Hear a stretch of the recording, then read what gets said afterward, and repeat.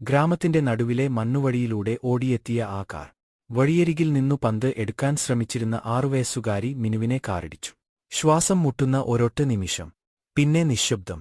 അന്നുമുതൽ ആ വഴിയിൽ രാത്രി ആരും പെയ്യാകാറില്ല. കാരണം അപകടം നടന്ന കാർ അതേ ദിവസം മുതൽ തണുത്ത കാറ്റുപോലെ വിറച്ച് കാറ് നിൽക്കുന്നു.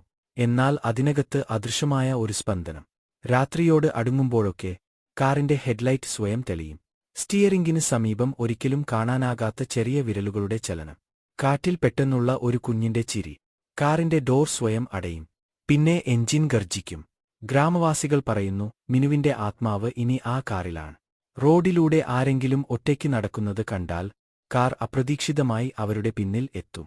ചിലർ പറയുന്നത് ഹെഡ്ലൈറ്റിന്റെ ഇടയിൽ ഒരു നിമിഷം ഒരു ചെറിയ പെൺകുട്ടിയുടെ കണ്ണുകൾ തെളിയുന്നതായാണ്. ആ വഴിയിൽ ഇപ്പോഴും കാർ നിൽക്കുന്നു. ഡ്രൈവർ ഇല്ല, യാത്രക്കാരില്ല, പക്ഷേ ഒരു ആത്മാവ് മാത്രം.